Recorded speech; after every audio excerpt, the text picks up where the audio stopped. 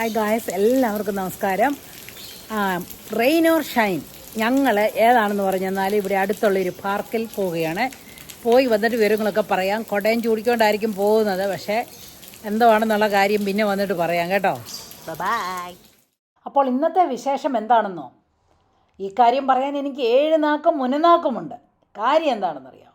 ഇന്ന് ഞങ്ങൾ ഫ്രണ്ട്സുമായി ഒരു ദിവസം ചിലവിടാമെന്ന് തീരുമാനിച്ചു ഒന്ന് കറങ്ങാൻ പോയ വിശേഷങ്ങളാണ്. നമ്മുടെ പഴയ കൂട്ടുകാരെയൊക്കെ കാണുന്നത് എന്ത് സന്തോഷമുള്ള കാര്യങ്ങളാണല്ലേ. എൻ്റെ ഫ്രണ്ട് മേരിയും ഞാനും 1983 മുതൽ ഫ്രണ്ട്സാണ്. എന്ന് പറഞ്ഞെന്നാൽ 41 വർഷമായിട്ട് ഞങ്ങൾ ഫ്രണ്ട്സാണ്. ഞങ്ങൾ ഒന്നിച്ച് സൗദിയിലുണ്ടായിരുന്നതാണ്. ശരിക്കും പറഞ്ഞാൽ അന്നത്തെയൊക്കെ ഫ്രണ്ട്ഷിപ്പാണ് ഫ്രണ്ട്ഷിപ്പ്. അന്നത്തെ പോലത്തെ ആത്മാർത്ഥതയും സ്നേഹവും ഒന്നും നമ്മൾക്കൊരു 50 വയസ്സ് കഴിഞ്ഞ് കിട്ടുന്ന ഫ്രണ്ട്ഷിപ്പിന് കാണത്തില്ല എന്നാണ് എനിക്ക് തോന്നുന്നത്. ഇന്ന് ഈ കറങ്ങാൻ പോകുന്ന കാര്യം എനിക്ക് ഒരു സ്വർഗം കിട്ടിയ വാശി പോലെയായിരുന്നു. അപ്പോൾ ഇനി ഞങ്ങൾ പോയ വിവരങ്ങൾ പറയാം. ഞങ്ങൾ പോയത് പാലാക്കരി ഫിഷ് ഫാമിലേക്കാണ്. ഈ ഫിഷ് ഫാം സ്ഥിതി ചെയ്യുന്നത് വൈക്കത്തുള്ള തോട്ടകം എന്ന ചെറിയ ഐലൻഡിലാണ്. ഇത് കേരളത്തിലെ ഏറ്റവും കൂടുതൽ കരിമീനുകളെ ഉൽപ്പാദിപ്പിക്കുന്ന ഒരു ഫാമാണ്. ഈ ഫാം ചെമ്പ് എന്ന വില്ലേജിലാണ് സ്ഥിതി ചെയ്യുന്നത്. ചെമ്പെന്ന് കേൾക്കുമ്പോൾ തന്നെ നിങ്ങൾക്ക് നല്ല സുപരിചിതമല്ലേ? നമ്മുടെ മമ്മുക്കായുടെ സ്ഥലമാണ് ചെമ്പ്. പക്ഷേ മമ്മുക്കായൊന്നും കാണാനൊന്നും പറ്റിയൊന്നുമില്ല കേട്ടോ. ഈ പാലാക്കരി ഫിഷ് ഫാം റൺ ചെയ്യുന്നത് കേരള മത്സ്യ ഫെഡറേഷൻ കോർപ്പറേഷനാണ്. അങ്ങനെ ഞങ്ങൾ ഇതിൻ്റെ എൻട്രൻസിൽ വന്നു. വളരെ ഭംഗിയായി ഉണ്ടാക്കിയിട്ടുണ്ട്. നല്ല വളച്ചുവാതിലും ഒക്കെ വെച്ച് നല്ല ഭംഗിയായിട്ടുണ്ട്. ഇവിടെ കയറാൻ 400 രൂപയുടെ ഒരു എൻട്രൻസ് ഫീ ഉണ്ട് പെർ ഹെഡ്.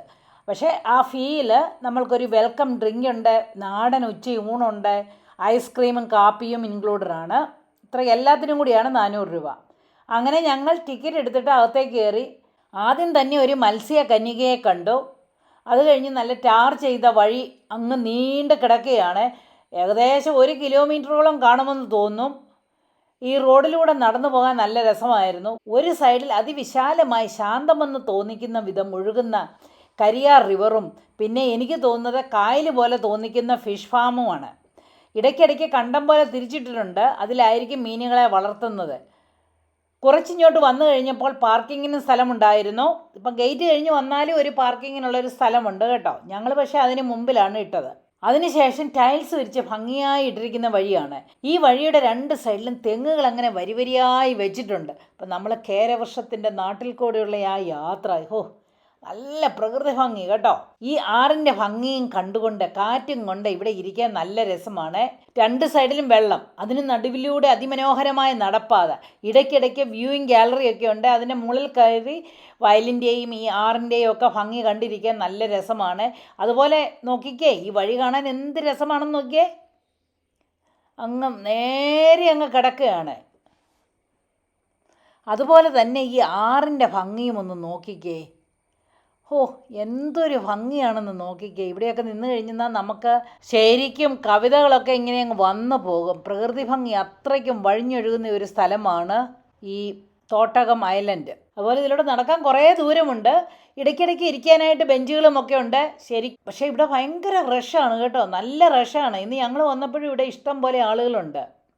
ഒരുപാട് പേര് ഇവിടെ വരുന്നുണ്ട്. അങ്ങനെ ഞങ്ങൾ നടന്നു പോകുമ്പോൾ ഒരു ബോട്ട് വന്നെടുത്തു. അതിൽ നിന്ന് ഒരുപാട് പേര് ഇറങ്ങുന്നത് കണ്ടു. തിരക്കിയപ്പോൾ അറിയാൻ കഴിഞ്ഞത് എറണാകുളത്ത് നിന്നും ഒരു ബോട്ട് ചാർട്ടർ ചെയ്ത് വന്നിരിക്കുകയാണ് ഇവിടം കാണാനായിട്ട് തന്നെ. എനിക്ക് ശരിക്കും അതിശയമാണ് തോന്നിയത് കേട്ടോ. ഇങ്ങനെയൊക്കെയുള്ള ഇങ്ങോട്ടുള്ള ടൂറുകളൊക്കെ ഇതുപോലെയൊക്കെ അറേഞ്ച് ചെയ്യുന്നുണ്ടല്ലോ. അതുപോലെ തന്നെ ഇപ്പോൾ ആളുകളൊക്കെ കാഴ്ചകളൊക്കെ കാണാനായിട്ടും വരുന്നുണ്ട്. കൂടുതലും വീട്ടമ്മമാരെ പോലെയുള്ള ആൾക്കാരായിരുന്നു ഉണ്ടായിരുന്നത്. അത് കണ്ടിട്ട് വളരെ സന്തോഷം തോന്നി. അതിനിടയ്ക്ക് 1-2 പേര് എന്നെ വന്ന് തിരിച്ചറിയുകയും ചെയ്തു കേട്ടോ. എനിക്ക് ഭയങ്കര സന്തോഷം തോന്നി. വഴിയിലുടനീളം കുട്ടികൾക്ക് കളിക്കാനുള്ള സൗകര്യങ്ങളുമുണ്ട്. ആക്ച്വലി ഇവിടെ കുടുംബം വന്ന് ഒരു ദിവസം സ്പെൻഡ് ചെയ്യാവുന്നതാണ്. എന്ന് പറഞ്ഞാൽ കുട്ടികൾക്കൊന്നും ബോറടിക്കത്തില്ല. കാരണം അവർക്ക് കളിക്കാനായിട്ട് ഒരുപാട് കളി സ്ഥലങ്ങളെല്ലാം ഉണ്ട്. അതുപോലെ പ്രായമായവർക്ക് ഈ കായലും കരയും ഇതിൻ്റെ റോഡും ഇവിടുത്തെ വൃക്ഷങ്ങളും ഒക്കെ കണ്ടങ്ങനെ രസിച്ച് പോകാനായിട്ടും ഒരുപാട് ടൈം സ്പെൻഡ് ചെയ്യാൻ ഒട്ടും വിഷമമില്ല. അങ്ങനെ ഞങ്ങൾ നടന്ന് സാമാന്യം വലിപ്പമുള്ള ഒരു ബിൽഡിങ്ങിലെത്തി. ഈ ബിൽഡിങ്ങിലാണ് നമുക്ക് ഫുഡൊക്കെ അറേഞ്ച് ചെയ്ത് വെച്ചിരിക്കുന്നത്. ഇവിടെ ടോയ്ലറ്റ് സൗകര്യമൊക്കെ ഉണ്ട്. ഇവിടെ വന്നപ്പോൾ ഞങ്ങൾക്ക് എല്ലാവർക്കും വെൽക്കം ഡ്രിങ്ക് എന്നും പറഞ്ഞുകൊണ്ടൊരു ജ്യൂസ് കിട്ടി. വളരെ നല്ലതായിരുന്നു ജ്യൂസ്. അത്രയും നടന്നു വന്നപ്പോഴത്തേന് ക്ഷീണമായിരുന്നു. അപ്പം ജ്യൂസ് കിട്ടിയത് വളരെ നന്നായി. ലഞ്ച് പിന്നെ 12:30 മുതൽ 2:30 വരെയാണെന്ന് പറഞ്ഞു. ഞങ്ങൾ വന്നപ്പോഴത്തേനും ഇവിടെ ഒരു 10:30 ആയതേ ഉള്ളൂ. ഇവിടെ ഓപ്പൺ ചെയ്യുന്നത് 10 മുതൽ 6 മണി വരെയുള്ള സമയങ്ങളാണ്. ഞങ്ങൾ ജ്യൂസൊക്കെ കുടിച്ചിട്ട് വീണ്ടും നടന്നു തുടങ്ങി. അപ്പോൾ ഇത് കഴിഞ്ഞപ്പം അതിന് ഓപ്പോസിറ്റായിട്ട് കായലിലേക്ക് ഇറങ്ങാനായിട്ട് ഒരു പാലമൊക്കെ കണ്ടു. അതിലൂടെ കുറേ അങ്ങോട്ട് ചെല്ലുമ്പോഴുണ്ട് കളങ്കളമായി തിരിച്ചിരിക്കുന്ന സ്ഥലം കണ്ടു. ഇതെന്താണെന്നൊന്നും നമുക്ക് പിടികിട്ടിയില്ല. ഞാൻ ഉദ്ദേശിക്കുന്നത് അതിനെ മീനെ വളർത്തുന്ന സ്ഥലമായിരിക്കുമെന്നാണ്. ഇവിടെ ഒരു വലിയൊരു ഡ്രോബാക്ക് എന്താണെന്ന് വെച്ചാൽ അവിടെ ഒറ്റ കുഞ്ഞുങ്ങൾ പോലും ഇല്ലായിരുന്നു. നമ്മൾക്ക് ഇതെന്തൊക്കെയാണ് ഇവിടെ നടക്കുന്നത്, ഇവിടെ എന്താണ് ചെയ്യുന്നത് ഒന്നും പറഞ്ഞു തരാൻ ആരുമില്ലായിരുന്നു. അത് ഭയങ്കര ഒരു ഡ്രോബാക്കാണ്. നമ്മുടെ കേരള ഗവൺമെൻറ്റിൻ്റെ ഫെഡറേഷന് എന്താ പറഞ്ഞെന്നാലും ഇവിടെ ഒരാളെ നിർത്തേണ്ടതാണ്. ഈ വരുന്ന ആൾക്കാർക്ക് ഇവിടെ എന്താണ് സംഭവം എന്നറിയാൻ. ഇത് നമുക്കിവിടെ വന്നിട്ട് ഒന്നും അറിയാൻ മേലാതെ നമ്മൾ ചുമ്മാ ഇങ്ങനെ നടന്ന് പോവുകയാണ്. അതുകൊണ്ട് എൻ്റെ അഭിപ്രായത്തിൽ ഇവിടെ ആരെയെങ്കിലും ഒരാളെ ഒന്ന് നിർത്തിയാൽ മതി. ഈ വരുന്നവർക്കൊക്കെ എന്താണ് ഇവിടെ സംഭവിക്കുന്നത്, എന്തൊക്കെയുണ്ട് എന്നൊന്ന് പറഞ്ഞിരുന്നെങ്കിൽ വളരെ നല്ലതായിരിക്കും. നമ്മൾ ഈ ടിക്കറ്റ് മേടിക്കുമ്പം ആകെ കിട്ടുന്നത് എന്നാണെന്നറിയാം, ഇവിടെ ലഞ്ചുണ്ട്, ഒരു കാപ്പിയുണ്ട്, ഒരു വെൽക്കം ഡ്രിങ്ക് ഉണ്ട്, ഇത്രയും മാത്രമാണ് ഇങ്ങോട്ട് പറഞ്ഞു വരുന്നത്. അതുപോലെ തന്നെ ഒരു സ്പീഡ് ബോട്ടിംഗ് ഉണ്ട്, ചൂണ്ടയിടാം, ഇത്രയൊക്കെ പറഞ്ഞിങ്ങ് വിടുവാണ്. അല്ലാതെ ഇവിടുത്തെ ഫാമിങ്ങിനെ കുറിച്ചൊന്നും ആരും പറഞ്ഞു തരാനില്ല. പക്ഷേ അത് ഭയങ്കര അത്യാവശ്യമുള്ളൊരു കാര്യമാണെന്ന് മാത്രമേ ഞാൻ പറയുന്നുള്ളൂ. 400 രൂപയുടെ ടിക്കറ്റും വാങ്ങിയിട്ട് നമ്മൾ തന്നെ അതിലേ നടന്ന് കണ്ടോണം, എന്താണെന്ന് ഒന്നും അറിയാതെ. ശരിക്കും പറഞ്ഞു കഴിഞ്ഞാൽ എനിക്കിത് എന്തോ സംഭവം എന്നൊന്നും അറിയത്തില്ല. ഇവിടെ എന്നാ മീനുണ്ടെന്നും അറിയത്തില്ല, അവരെങ്ങനെയാണ് ഫാമിങ് ചെയ്യുന്നതെന്നോ അവർ വിൽക്കുന്നുണ്ടോ ഒന്നും അറിയാനായിട്ട് പറ്റിയില്ല. കാരണം ഇവിടെ ആരും ഒന്നും പറഞ്ഞു തരാനില്ലായിരുന്നു. അതുകൊണ്ട് ഞങ്ങൾ ഏതാണേലും ടിക്കറ്റ് എടുത്തതല്ലേ എന്ന് പറഞ്ഞിട്ട് തന്നെത്താനെ എക്സ്പ്ലോർ ചെയ്യാമെന്ന് തീരുമാനിച്ച് അങ്ങ് നടക്കാൻ തുടങ്ങി. നടപ്പാതയുടെ 2 സൈഡിലും ചാരുബെഞ്ചുകളൊക്കെ ഉണ്ടായിരുന്നു. നട്ടുച്ചയാണെങ്കിൽ നല്ല കാറ്റും ഉണ്ടായിരുന്നു. കാരണം ആറിൻ്റെയും കായലിൻ്റെയും ഒക്കെ തീരത്തായിരിക്കുമ്പോൾ നല്ല സുന്ദരമായിട്ട് കാറ്റുണ്ട്. അതുകൊണ്ട് ചൂടൊന്നും അറിഞ്ഞില്ല. അങ്ങനെ ചെറിയൊരു പാലമൊക്കെ കഴിഞ്ഞ് ഞങ്ങളങ്ങനെ നടന്നു. അങ്ങനെ നടക്കുമ്പോൾ 2-3 പഴയ കെട്ടിടങ്ങളൊക്കെ കഴിഞ്ഞ് ചെന്നപ്പോൾ പെഡൽ ബോട്ടിങ്ങിൻ്റെ ഒരു സ്ഥലമാണ് കണ്ടത്. ഞങ്ങൾ ഏതാണെങ്കിലും പെഡൽ ബോട്ടിൽ കയറാമെന്ന് തന്നെ തീരുമാനിച്ചു. ഏതാണെങ്കിലും ഇവിടെ ലൈഫ് ജാക്കറ്റൊക്കെ തന്നാണ് നമ്മളെ പെഡൽ ബോട്ടിലോട്ട് കയറാനായിട്ട് പറയുന്നത്.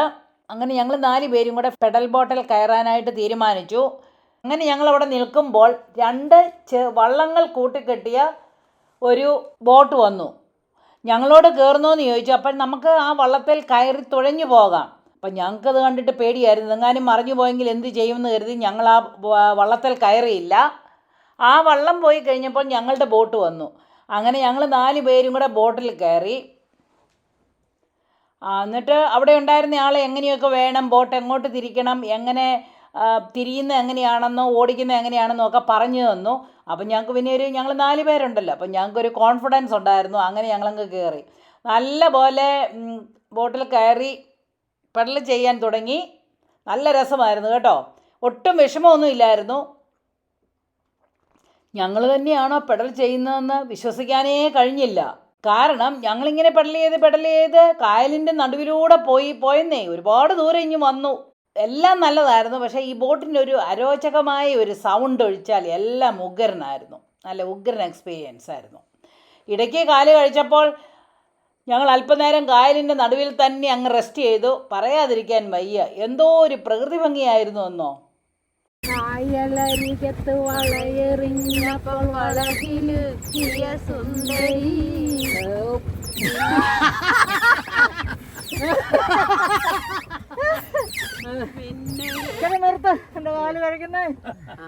അപ്പൊ നടുക്കടലിൽ കിടക്കാനാണ് പരിപാടി.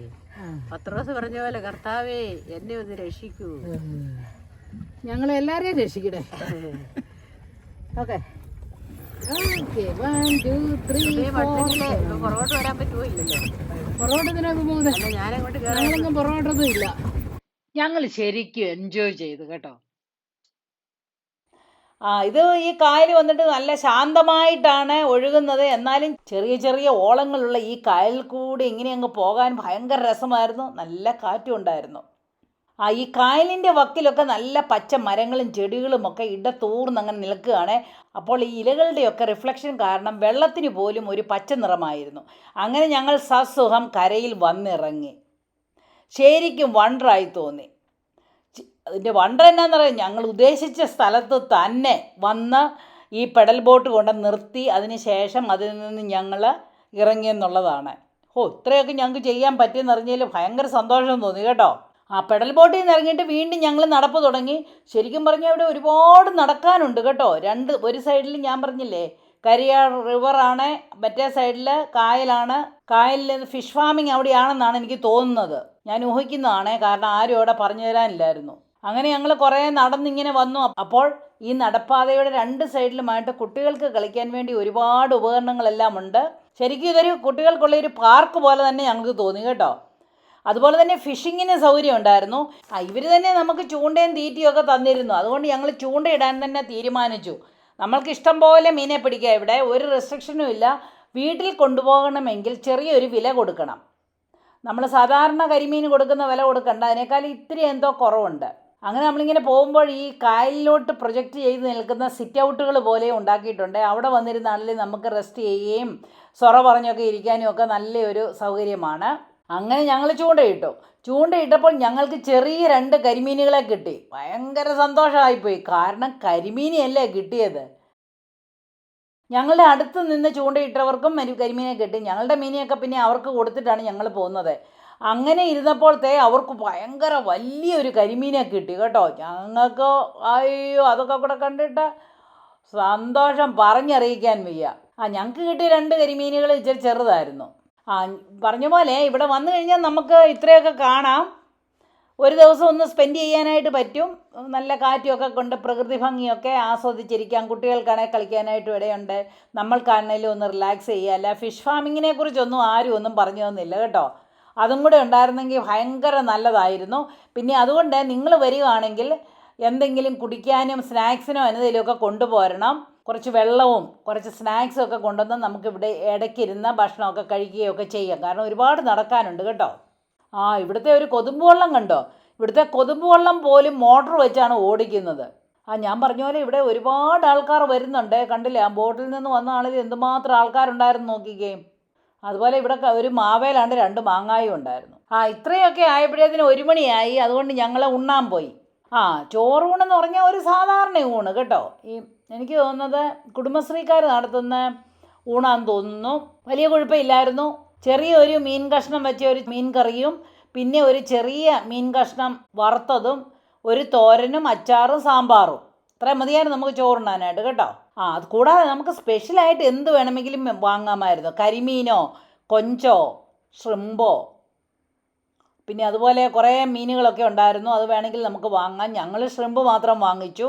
അങ്ങനെ ഞങ്ങൾ ചോറുണ്ടതിന് ശേഷം ഇവർ ഐസ്ക്രീം തന്നു. ഐസ്ക്രീം എന്ന് പറഞ്ഞാൽ ആകെ ഉള്ള ഐസ്ക്രീം ഒരു സ്പൂണിനകത്ത് കോരിയിടാൻ മാത്രമേ ഉള്ളൂ കേട്ടോ. ഇത്രയേ ഉള്ളൂ ഐസ്ക്രീം. പക്ഷേ ഓക്കെ. അത് കഴിഞ്ഞിട്ട് ചായയോ കാപ്പിയോ ഒക്കെ വേണവർക്കും കുടിക്കാമായിരുന്നു. ഞങ്ങളിതെല്ലാം കഴിഞ്ഞിട്ട് പിന്നെ നമുക്ക് നടക്കണമല്ലോ. ഇത്രയും ദൂരം നടന്നു വരണം. അതുകൊണ്ട് ഞങ്ങൾ അവിടെ കുറേ നേരമൊക്കെ ഇടയ്ക്കിടയ്ക്ക് ഇരുന്ന് വർത്തമാനമൊക്കെ പറഞ്ഞ് പ്രകൃതി ഭംഗിയൊക്കെ കണ്ട് ഞങ്ങൾ തിരിച്ച് ഇനി വന്നെന്നുള്ളതാണ്. ഒത്തിരി സന്തോഷം തന്ന ഒരു ദിവസമായിരുന്നു ഇന്ന്. കാരണം എൻ്റെ ഞങ്ങളുടെ ഫ്രണ്ട്സിൻ്റെ കൂടെ ഒരു ദിവസം ചിലവഴിക്കാൻ കിട്ടിയ കൊണ്ടുള്ള സന്തോഷമാണ് കൂടുതൽ. കാരണം അല്ലാതെ നമ്മളിവിടെ വന്നു, കുറേ നടക്കാനുണ്ടായിരുന്നു, പ്രകൃതി ഭംഗിയൊന്ന് കണ്ട് ആസ്വദിക്കാം. അതുപോലെ ഇവിടുത്തെ ഫിഷ് ഫാമിങ്ങിനെ കുറിച്ച് ഒന്നും മനസ്സിലായില്ല കേട്ടോ. ഒരു കാര്യവും മനസ്സിലായില്ല. ആരും ഇല്ലായിരുന്നു പറഞ്ഞു തരാനായിട്ട്, ചോദിക്കാനായിട്ടോ ആരും. അതിനും കൂടെ ഒരാളെ ഉണ്ടായിരുന്നെങ്കിൽ ഇത് ഭയങ്കര നല്ല ഒരു പരിപാടിയാണ്. ഇത് ശരിക്കും പറഞ്ഞ് വികസിപ്പിച്ചെടുക്കണമെന്നുണ്ടെങ്കിൽ അങ്ങനെ കൂടി ഒരാളെ വെച്ചെന്നാൽ വളരെ നല്ലതായിരിക്കും. ഇഷ്ടം പോലെ ആൾക്കാർ വരും ഇവിടെ. കാരണം എനിക്കൊക്കെ ഈ ഫിഷ് ഫാമിങ്ങിനെ കുറിച്ച് ഒന്നും അറിയാൻ മേലാത്തതാണ്. എന്നെപ്പോലെ ആളുകൾ കാണുമല്ലോ. ഇപ്പം എല്ലാവർക്കും ഈ ഫിഷ് ഫാമിംഗ് ഒന്നും എന്നാന്ന് അറിയത്തില്ലല്ലോ. അപ്പോൾ അവർക്കൊക്കെ ഒന്ന് പറഞ്ഞു കൊടുക്കാനായിട്ട് ഒരു ആളിനെ നിർത്തേണ്ടത് ഭയങ്കര അത്യാവശ്യമാണ്. അപ്പോൾ എനിവേ അതൊഴിച്ചെന്നാൽ നല്ലൊരു ഉഗ്രൻ ടൂറായിരുന്നു. ഞാൻ പറഞ്ഞതുപോലെ കാരണം എന്നാന്ന് വെച്ചെന്നാൽ എൻ്റെ ഫ്രണ്ട്സുമായിട്ട് ഒരു ദിവസം സ്പെൻഡ് ചെയ്യാൻ കഴിഞ്ഞതാണ് ഏറ്റവും വലിയ ഹൈലൈറ്റും സന്തോഷവും. അതുപോലെ നിങ്ങൾക്കും പഴയ ഫ്രണ്ട്സൊക്കെ ഉണ്ടെങ്കിൽ ഒരു ഔട്ടിംഗ് ഒന്ന് പ്ലാൻ ചെയ്താൽ ഒത്തിരി നന്നായിരിക്കും കേട്ടോ.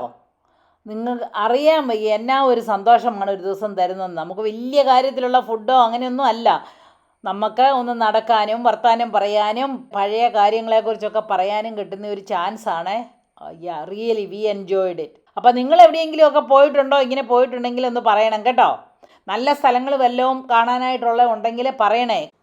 Really we had A blast. അപ്പോൾ അടുത്ത വീഡിയോയുമായി വരുന്നത് വരെ ബായ്.